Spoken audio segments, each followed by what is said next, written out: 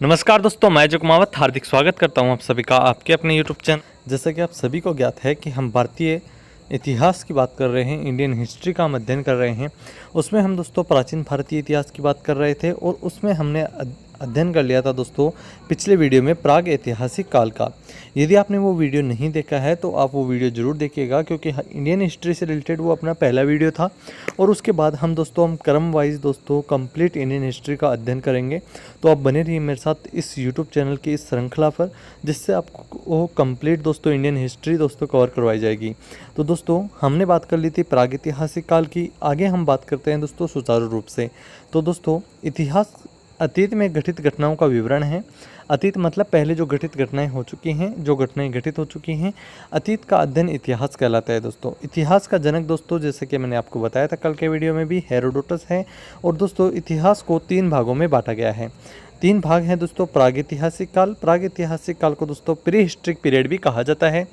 और दोस्तों इस काल में मानव किसी लिपि और लेखन कला से परिचित नहीं था, यानी कि दोस्तों इस काल का कोई लिखित साक्ष्य उपलब्ध नहीं है। जब लिखा हुआ ही नहीं है तो उसे पढ़ा कैसे जाएगा। तो दोस्तों इस काल का जो मानव था, प्रागैतिहासिक काल का जो मानव था, वो दोस्तों किसी भी प्रकार की लिपि और लेखन कला से परिचित नहीं था, यानी कि वो लिखना नहीं जानते थे। इस काल में दोस्तों यानी कि प्रागैतिहासिक काल में पाषाण काल और ताम्र काल का अध्ययन करते हैं दोस्तों। और दोस्तों इस प्रागैतिहासिक काल के बारे में, पाषाण काल और ताम्र काल का हमने विस्तार पूर्वक अध्ययन कर लिया था शॉर्ट नोट्स के माध्यम से, जिसकी पीडीएफ भी मैंने आपको टेलीग्राम पर दोस्तों अवेलेबल करवा दी थी। पाषाण काल दोस्तों जिसको 3 भागों में बांटा गया था, और उसके बाद हमने ताम्र काल के बारे में भी जान लिया था। आज हम बात करते हैं दोस्तों आद्य ऐतिहासिक काल के बारे में। दोस्तों आद्य ऐतिहासिक काल को दोस्तों प्रोटो हिस्ट्री पीरियड भी कहा जाता है। इस काल में मानव लिपि से परिचित तो थे पर पढ़ी नहीं जा सकी, यानी कि इस काल में मानव दोस्तों लिखना तो प्रारंभ कर चुका था, परंतु जो उन्होंने लिखा वो आज के वैज्ञानिकों से या आज के विद्वानों से दोस्तों मतलब जो ना ही समझ आ सके, ऐसी दोस्तों वो लिपि थी। ना समझ लिपि दोस्तों उन्होंने लिखी आज के विद्वानों के लिए। तो आज के विद्वान जो दोस्तों उस समय की आद्य ऐतिहासिक काल की जो लिपि थी उसको पढ़ने में दोस्तों असक्षम रहे। इस काल में हड़प्पा सभ्यता और सिंधु सभ्यता का अध्ययन करते हैं। आज दोस्तों इसी काल के बारे में हम विस्तार पूर्वक चर्चा करेंगे। और दोस्तों जो तीसरा पार्ट है वो है ऐतिहासिक काल का हिस्ट्रिक पीरियड, जिसकी बात हम कल वाले वीडियो में करेंगे, यानी कि अगले दिन जिस वीडियो की हम बात करेंगे वो होगा ऐतिहासिक काल। इस काल में मानव किसी न किसी लिपि से परिचित था और वह पढ़ी भी जा सकती थी, यानी कि ऐतिहासिक काल से जो साक्ष्य प्राप्त होते हैं दोस्तों उनको पढ़ा जा चुका है। इस काल में हम दोस्तों प्राचीन भारत, मध्यकालीन भारत और आधुनिक भारत का अध्ययन करते हैं। आज हम बात करेंगे दोस्तों आद्य ऐतिहासिक काल की। आद्य ऐतिहासिक काल के बारे में हम संपूर्ण चर्चा करेंगे, तो बने रहिए आप मेरे साथ वीडियो के लास्ट तक। चैनल पर नए हो तो चैनल को जरूर सब्सक्राइब कर लेना दोस्तों, साथ ही साथ बेल आइकन को भी प्रेस कर दीजिएगा, जिससे आपको आने वाले लेटेस्ट वीडियोज़ की नोटिफिकेशन समय पर मिल सके। सिंधु घाटी सभ्यता की हम बात करें तो इसको दोस्तों इंग्लिश में कहा जाता है इंडस वैली सिविलाइजेशन, यानी कि सिंधु घाटी सभ्यता। यह सभ्यता सिंधु नदी के तट पर मिली थी, इसलिए दोस्तों इसको सिंधु घाटी सभ्यता कहते हैं। दोस्तों सिंधु घाटी सभ्यता सिंधु नदी के तट पर मिली है, यानी कि दोस्तों पहले जो भी सभ्यता होती थी वो लगभग दोस्तों नदियों के किनारे ही प्राप्त हुई है, क्योंकि दोस्तों जहाँ पर जल अवेलेबल हो जाता है दोस्तों वहाँ पर दोस्तों संपूर्ण जीने की दोस्तों सारी सुविधाएं उपलब्ध हो जाती हैं आसानी से। जल के अंदर से दोस्तों मछलियाँ पकड़ के खा सकते हैं, और दोस्तों जल के पास में रह करके हम हमारी सभी सुविधाओं का लाभ आसानी से प्राप्त कर सकते हैं। इसलिए जितनी भी सभ्यताएं हुआ करती थी वो सब दोस्तों लगभग नदियों के किनारे ही मिली हैं। तो दोस्तों सिंधु घाटी जो सभ्यता थी वो सिंधु नदी के तट पर मिली है, इसलिए इसको सिंधु घाटी सभ्यता कहा जाता है। और इसकी सबसे पहले जानकारी दोस्तों हड़प्पा की खुदाई से हुई थी, इसलिए इसे हड़प्पा सभ्यता भी कहा जाता है। इसकी दोस्तों सबसे पहले जानकारी हुई थी वो हड़प्पा की खुदाई के कारण हुई थी, इसलिए इसको दोस्तों को कौन सी दोस्तों सभ्यता कहा जाता है, हड़प्पा सभ्यता भी कहा जाता है। सिंधु घाटी सभ्यता का विकास 2500 ईसा पूर्व से लेकर के 1750 ईसा पूर्व तक माना जाता है। सिंधु घाटी सभ्यता का कालक्रम दोस्तों अलग अलग बुक्स में अलग अलग मिलता है, परंतु हम सर्वमान्य मत माने तो वो है दोस्तों 2500 ईसा पूर्व से 1750 ईसा पूर्व तक का। सिंधु घाटी सभ्यता विश्व की सबसे पहली शहरी सभ्यता थी दोस्तों। चार्ल्स मेसन ने सर्वप्रथम 1826 ईस्वी में इसकी जानकारी दी थी। सिंधु घाटी सभ्यता विश्व की सबसे पहली दोस्तों शहरी सभ्यता थी, ये बात आपको ध्यान में रखनी है, क्वेश्चन पूछा जाएगा। सिंधु घाटी सभ्यता एक प्रकार की सभ्यता थी। तो ग्रामीण सभ्यता, शहरी सभ्यता, इनमें से कोई नहीं। यदि ऑप्शन आपको दिए जाए तो आपको शहरी सभ्यता पर दोस्तों टिक करना है। चार्ल्स मेसन ने दोस्तों सर्वप्रथम 1826 में इसकी जानकारी दी थी। इसके बाद हम बात करते हैं दोस्तों कि 1921 में तत्कालीन भारतीय पुरातत्व सर्वेक्षण विभाग के महानिदेशक थे सर जॉन मार्शल। इन सर जॉन मार्शल के समय दोस्तों राय बहादुर दयाराम साहनी ने हड़प्पा की खोज की थी दोस्तों। बात करते हैं दोस्तों सिंधु घाटी सभ्यता के विस्तार की। तो दोस्तों जो सिंधु घाटी सभ्यता का विस्तार है तो उसका जो उत्तरी सीमा है दोस्तों, बात करें अगर भारत के क्षेत्र की, तो दोस्तों जो भारत का क्षेत्र है उस भारत के क्षेत्र में जो उत्तरी सीमा है उस उत्तरी सीमा के अंदर एक स्थान पड़ता है मांडा, जो कि जम्मू के अंदर है। वो दोस्तों सिंधु घाटी सभ्यता का उत्तरी सीमा का यानी उत्तरतम विस्तार है। इसके बाद हम बात करें पश्चिमी सीमा की यानी कि पश्चिमी क्षेत्र में, तो दोस्तों यहाँ पर है सुतकांगेडोर, और सुतकांगेडोर पड़ता है दोस्तों बलूचिस्तान के अंदर। इसके बाद में है दोस्तों पूर्वी सीमा पड़ती है दोस्तों आलमगीरपुर उत्तर प्रदेश के अंदर। और इसके बाद में है दोस्तों दक्षिणी सीमा पड़ती है दोस्तों देमाबाद, जो कि कहाँ पर है, महाराष्ट्र के अंदर है। ये दोस्तों सिंधु घाटी सभ्यता का विस्तार है, यानी कि उत्तर के अंदर तो मांडा जम्मू तक, पश्चिमी क्षेत्र में दोस्तों सुतकांगेडोर जो कि बलूचिस्तान में है वहाँ तक, और पूर्वी सीमा में दोस्तों आलमगीरपुर जो कि यूपी में है, और दक्षिणी सीमा है दोस्तों देमाबाद महाराष्ट्र तक विस्तृत है सिंधु घाटी सभ्यता। इसके बाद हम दोस्तों 1 बाय 1 देख लेते हैं। उत्तरी सीमा जो कि दोस्तों मांडा जम्मू में है, दक्षिणी सीमा देमाबाद महाराष्ट्र में है, पूर्वी सीमा आलमगीरपुर यूपी में है, और पश्चिमी सीमा सुतकांगेडोर बलूचिस्तान तक है दोस्तों। सिंधु घाटी सभ्यता का आकार अगर आपसे पूछा जाए तो दोस्तों त्रिभुजाकार आकृति में है सिंधु घाटी सभ्यता। जैसे जैसे सिंधु घाटी सभ्यता की खोज हो रही है इसके आकार में भी परिवर्तन होता जा रहा है। जैसे ही दोस्तों नई जानकारी अपडेट होती है आप तक दोस्तों नए वीडियो के माध्यम से पहुंचा दी जाएगी। इसके बाद हम बात करें सामाजिक जीवन की। सिंधु घाटी सभ्यता के लोगों का सामाजिक जीवन कैसा था, तो दोस्तों सिंधु सभ्यता के समाज का स्वरूप मात्र सत्तात्मक था, और सिंधु सभ्यता का समाज 4 वर्गों में बटा हुआ था। इसका मतलब है दोस्तों जिस प्रकार कुछ समाज जो होते हैं पितृसत्तात्मक होते हैं, जिसका मतलब होता है कि उसमें सब कुछ करता धरता एक पिता होता है, यानी कि जो सबसे सर्वोच्च इंसान होता है घर में वो दोस्तों पुरुष माना जाता था। परंतु सामाजिक जीवन की अगर हम बात करें सिंधु घाटी सभ्यता में तो दोस्तों मात्र सत्तात्मक दोस्तों सभ्यता थी सिंधु घाटी सभ्यता, यानी कि दोस्तों महिला को दोस्तों सर्वोपरि माना गया इसके अंदर। इसके बाद में हम बात करें कि इसके अंदर 4 वर्गों को बांटा गया था दोस्तों, वो है विद्वान वर्ग, योद्धा वर्ग, व्यापारी वर्ग एवं शिल्पी वर्ग, और इसके अलावा दोस्तों चौथा है श्रमिक वर्ग। ये 4 वर्गों में विभक्त है दोस्तों सिंधु सभ्यता का समाज। विद्वान वर्ग, योद्धा वर्ग, व्यापारी एवं शिल्पी वर्ग, इसके अलावा दोस्तों चौथा है श्रमिक वर्ग। बात करते हैं दोस्तों भोजन की, तो दोस्तों सिंधु सभ्यता के लोग शाकाहारी तथा मांसाहारी दोनों प्रकार के भोजन करते थे। दोस्तों सिंधु सभ्यता के लोग शाकाहारी भी भोजन करते थे तथा मांसाहारी भी भोजन करते थे दोस्तों। इसके बाद हम बात करें समाधान प्रणाली की, तो दोस्तों सिंधु सभ्यता के लोग अपने मृतकों का 3 प्रकार से अंतिम संस्कार करते थे। समाधान प्रणाली का मतलब है दोस्तों शवों का किस प्रकार निपटारा किया जाता था। तो दोस्तों इसमें सिंधु घाटी सभ्यता के लोग अपने मृतकों का 3 प्रकार से अंतिम संस्कार करते थे। वो 3 प्रकार कौन कौन से हैं आइए जान लेते हैं। पहला है दोस्तों पूर्ण समाधान। पूर्ण समाधान का मतलब है मृतकों को कब्र में दफनाने की परंपरा। पूर्ण समाधान का मतलब पूर्ण रूप से दोस्तों मृतक को क्या कर दिया जाता था, दफना दिया जाता था। मृतकों को कब्र में दफनाने की जो परंपरा थी उसको पूर्ण समाधान कहा जाता था। इसके बाद में है आंशिक समाधान। मृतक के शरीर को जंगल में रख देना, जब पशु पक्षी उसके मांस को खा लेते तो हड्डियों को दफना देना, ये दोस्तों आंशिक समाधान होता था। दोस्तों मृतक के शरीर को जंगल में क्या छोड़ दिया जाता था, खुला छोड़ दिया जाता था, जिससे दोस्तों पशु पक्षी जो होते थे मांसाहारी वो उसके मांस को दोस्तों खा लेते थे। इसके बाद जो हड्डियां बच जाती थी उनको दोस्तों दफना दिया जाता था। इसी को दोस्तों आंशिक समाधान कहा जाता था। इसके बाद में है दोस्तों तीसरा दाह संस्कार। मृतक को जो जलाने की परंपरा थी दोस्तों वो भी सिंधु घाटी सभ्यता में प्रचलित थी, और दोस्तों इसको दाह संस्कार कहा जाता था। मृतक को जलाने की परंपरा ये दोस्तों अंतिम दोस्तों संस्कार या समाधान प्रणाली का तरीका था। पहला है पूर्ण समाधान, दूसरा है आंशिक समाधान और तीसरा है दाह संस्कार। इसके बाद आगे हम बात करें दोस्तों नगर नियोजन की। सिंधु घाटी सभ्यता का नगर नियोजन कैसा था, तो दोस्तों सिंधु सभ्यता के नगर विश्व के प्राचीनतम सुनियोजित नगर हैं दोस्तों, यानी कि एक नियोजित तरीके से बसे हुए शहर की हम बात कर रहे हैं। सिंधु घाटी सभ्यता विश्व का प्राचीनतम सुनियोजित नगर था। हड़प्पा और मोहनजोदड़ो में मकानों के निर्माण में सामान्यतया पक्की ईंटों का प्रयोग मिलता है दोस्तों। हड़प्पा और मोहनजोदड़ो में मकानों के निर्माण में दोस्तों पक्की ईंटों का प्रयोग किया गया था। सिंधु सभ्यता में जो मकान के दरवाजे होते थे वह मुख्य सड़कों पर न खुल करके दोस्तों पीछे की ओर गलियों में खुलते थे दोस्तों। जिस प्रकार मान लीजिए ये मकान बने हुए हैं और दोस्तों इन मकानों के जो दरवाजे होते थे वो मुख्य सड़क की तरफ नहीं खुलते थे दोस्तों। मुख्य सड़क की तरफ ना खुल करके दोस्तों ये दरवाजे किस तरफ खुला करते थे, ये दरवाजे खुलते थे दोस्तों गलियों की तरफ, पीछे गलियों की तरफ। इसके बाद हम बात करते हैं दोस्तों आगे, सिंधु सभ्यता में सर्वाधिक चौड़ी सड़क मोहनजोदड़ो से प्राप्त हुई है, जिसकी चौड़ाई लगभग दोस्तों 10 मीटर थी। 10 मीटर चौड़ाई थी दोस्तों। सिंधु घाटी सभ्यता में सबसे चौड़ी सड़कें मोहनजोदड़ो से प्राप्त हुई हैं, जिनकी चौड़ाई कितनी है, 10 मीटर। सामान्यतः मकानों में 4-5 कमरे बनाए जाते थे।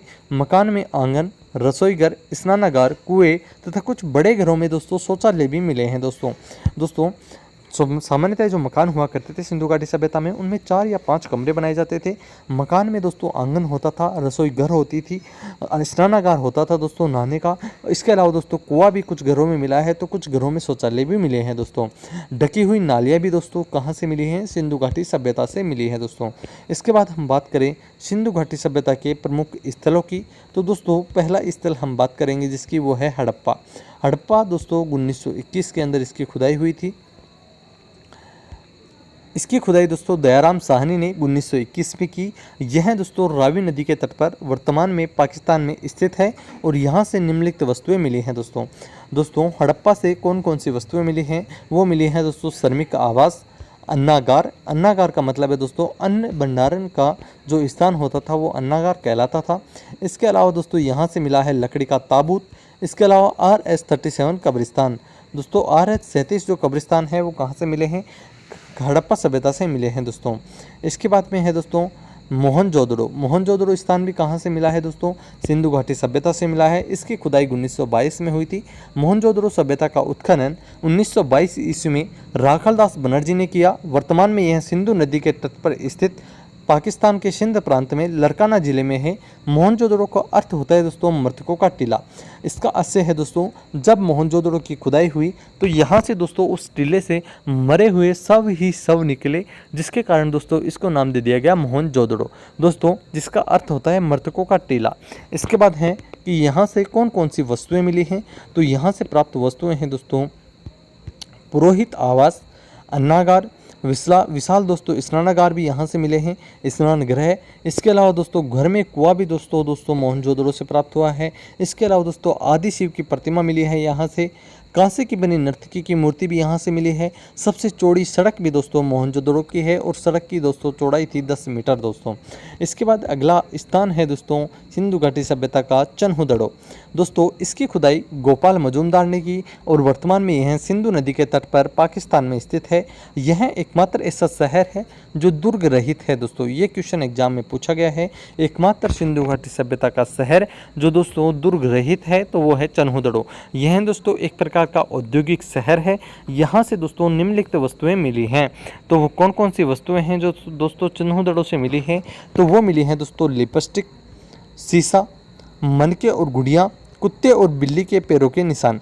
यानी कि दोस्तों बिल्ली के पीछे दोस्तों कुत्ते के भागते हुए पद चिन्हों के निशान यहाँ पर मिले हैं।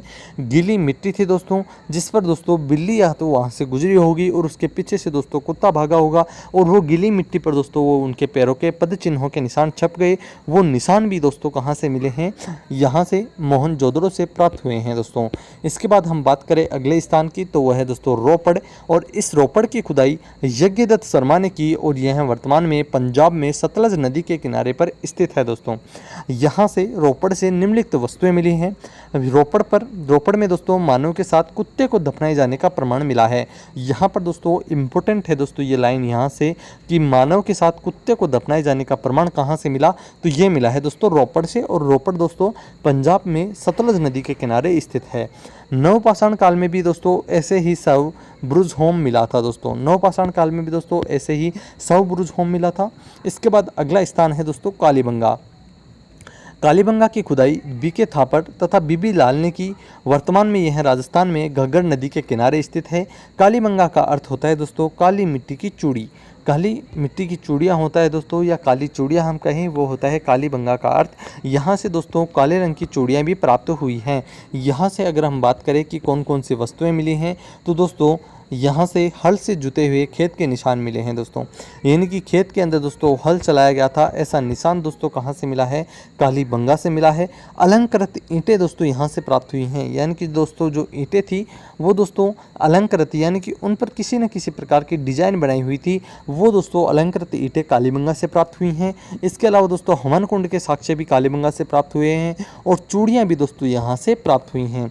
इसके बाद में हम बात करते हैं अगले स्थान की, तो वह है दोस्तों धोलावीरा, सिंधु सभ्यता के प्रमुख स्थल। इसकी खुदाई दोस्तों रविंद्र सिंह बिष्ट ने की थी। यहाँ से दोस्तों वस्तु मिली है तो वो मिली है दोस्तों स्टेडियम। यहाँ पर दोस्तों एक स्टेडियम प्राप्त हुआ है दोस्तों, यह आपको ध्यान में रखना है। सिंधु घाटी सभ्यता में स्टेडियम प्राप्त हुआ है धोलावीरा से। इसके बाद अगला स्थान है दोस्तों सुरकोटड़ा। इसका उत्खनन जगपति जोशी ने करवाया। वर्तमान में ये गुजरात में स्थित है। यहाँ से दोस्तों वस्तु मिली है, वो मिली है घोड़े की हड्डियाँ। दोस्तों घोड़े की हड्डियाँ प्राप्त हुई हैं सुरकोटड़ा से। इसके बाद में अगला स्थान है लोथल। लोथल सभ्यता का उत्खनन S.R. राव ने भोगवा नदी के किनारे अहमदाबाद गुजरात में करवाया था दोस्तों। यहाँ से प्राप्त वस्तुएं हैं, यहाँ से सिंधु सभ्यता का बंदरगाह मिला है और यहाँ पर दोस्तों घर के दरवाजे सड़कों की ओर मिलते हैं दोस्तों। यहाँ पर दोस्तों जो दरवाजे हैं घरों के वो सड़कों की ओर मिले हैं। इसके बाद हम बात करते हैं अब अन्य महत्वपूर्ण तथ्यों की, क्योंकि दोस्तों हर टॉपिक के बाद में कुछ अन्य इंपॉर्टेंट पॉइंट्स होते हैं जिनको जान लेना अत्यंत आवश्यक होते हैं, क्योंकि दोस्तों ये एग्जाम की दृष्टि से महत्वपूर्ण होते हैं। दोस्तों सिंधु सभ्यता को हड़प्पा सभ्यता, सैंधव सभ्यता और कांस्य युगीन सभ्यता भी कहा जाता है। ये सभी नाम आपको ध्यान में रखने हैं। सिंधु घाटी सभ्यता को हड़प्पा सभ्यता, सैंधव सभ्यता, इसके अलावा दोस्तों कांस्य युगीन सभ्यता भी कहा जाता है। सिंधु सभ्यता की लिपि भाव चित्रात्मक थी, जो कि दाएं से बाएं लिखी जाती थी और अभी तक पढ़ी नहीं जा सकी है दोस्तों। ये दोस्तों सिंधु घाटी सभ्यता की लिपि थी जो दाएं से बाएं जाती थी और वापस बाएं से दाएं की तरफ आती थी, फिर वापस दाएं से बाएं और बाएं से दाएं, इस प्रकार की दोस्तों ये लिपि थी। सैंधववासी विश्व में कपास के प्रथम उत्पादक थे, इसलिए यूनानियों ने कपास का नाम सिंडोन रखा, जिसका अर्थ है सैंधववासियों की उपज। दोस्तों जो कपास होता है उस कपास की प्रथम उत्पादक अगर हम कहें तो वो सैंधववासी थे। पूरे विश्व में सैंधववासियों ने दोस्तों सबसे पहले कपास का उत्पादन किया, इसलिए दोस्तों जो यूनानी थे, जो व्यापारी थे यूनानी, उन्होंने कपास का नाम क्या रखा, सिंडोन रखा दोस्तों। क्यों? क्योंकि सिंडोन का अर्थ होता है सैंधववासियों की उपज। क्योंकि दोस्तों कपास का प्रथम उत्पादन किन्होंने किया था, सैंधववासियों ने, तो इसको सैंधववासियों की उपज कहने के लिए यूनानियों ने इसका नाम सिंडोन रख दिया था दोस्तों। इसके बाद अगला पॉइंट है, सिंधु घाटी सभ्यता के लोग कृषि भी करते थे, पशुपालन भी करते थे, परंतु उनका मुख्य व्यवसाय दोस्तों व्यापार था दोस्तों। इसके बाद में है जो सभ्यता के लोग, यानी कि सिंधु घाटी सभ्यता के लोग मापतोल से परिचित थे दोस्तों। सिंधु सभ्यता के लोग लोहे से भी परिचित नहीं थे दोस्तों। सिंधु घाटी सभ्यता के लोग किससे परिचित नहीं थे? लोहे से परिचित नहीं थे। हड़प्पा में मिट्टी के बर्तनों में सामान्यतः लाल रंग का उपयोग होता था। हड़प्पा में दोस्तों मिट्टी के जो बर्तन होते थे उनमें सामान्यतः लाल रंग का उपयोग ज़्यादा होता था। हड़प्पा सभ्यता के मोहरों में बहुत से जानवरों के चित्र मिले हैं, पर शेर का चित्र नहीं मिला है दोस्तों।